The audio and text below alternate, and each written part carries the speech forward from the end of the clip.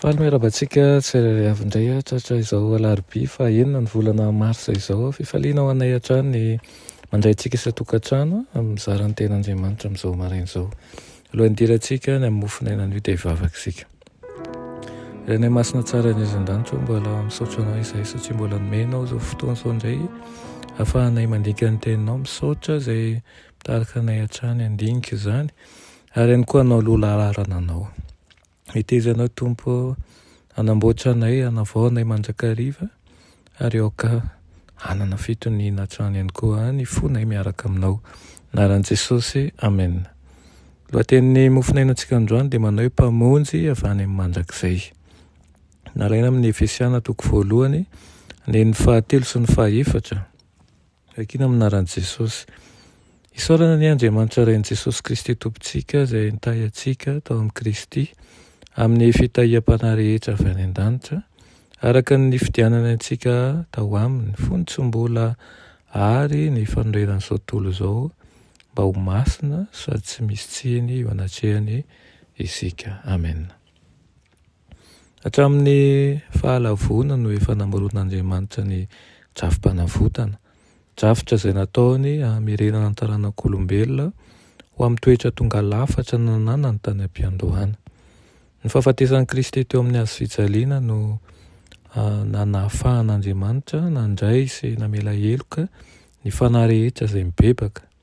Rehefa niantona teo amin'ny hazofijaliana ilay Andriamanitra ory indrindra dia nanodidina azy ny anjely marobe ary rehefa nijery azy sy nandeha fitalahoana izy ireo dia nametra-panontaniana tamin'ny tebotebo mafy manao hoe moa tsy hamonjy azy ve Jehovah Tompo? Rehefa izay dia nambara izao teny izao: efa nianiana ny Jehovah ka tsy hanenina, efa nivoady ny hanatanteraka ireo voalazo amin'ny fanekena mandrakizay Andriamanitra iray sy ny zanaka. Fa toy izao ny tiavan'Andriamanitra izao tontolo izao, nomeny ny zanan'ilay tokana mba tsy ho very izay rehetra mino azy fa hanana fiainana mandrakizay. Tsy irery Kristy raha nanao an'ilay sorona lehibe indrindra, izany no fantatanteran'ilay fanekena ny fanaovany tamin'iray ny talohany nahariana ny fanorenana izao tontolo izao. Ny fandray tanana izy ireo ka nanao fianianana, nanetsiketsika fa i Kristy no antoka ho an'ny famonjena ny taranak'olombelona. Raha toy izy ireo resy ny lainga tsara lahatra Satana.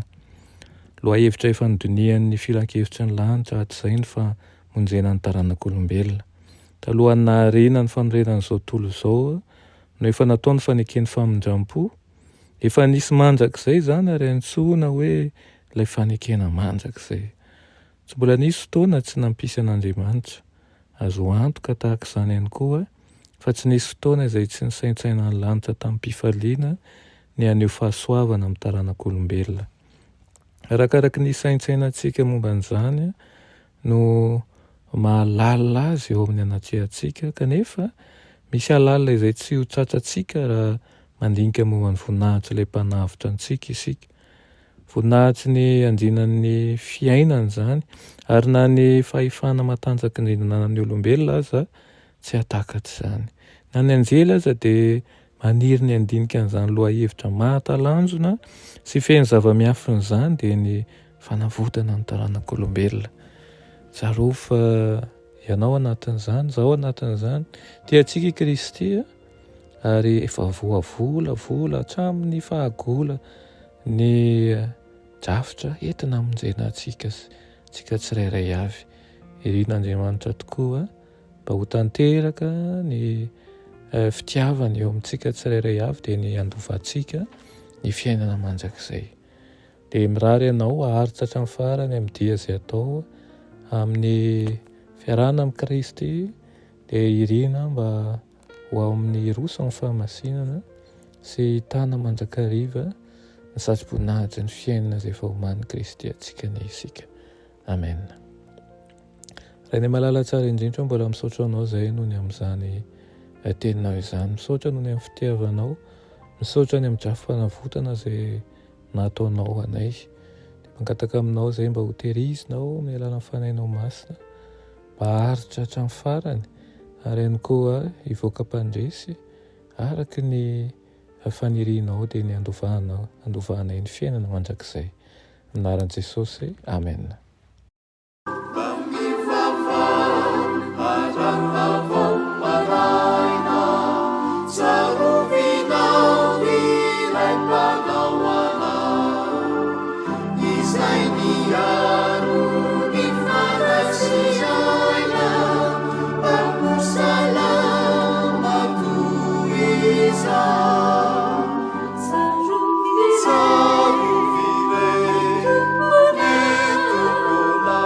Savior.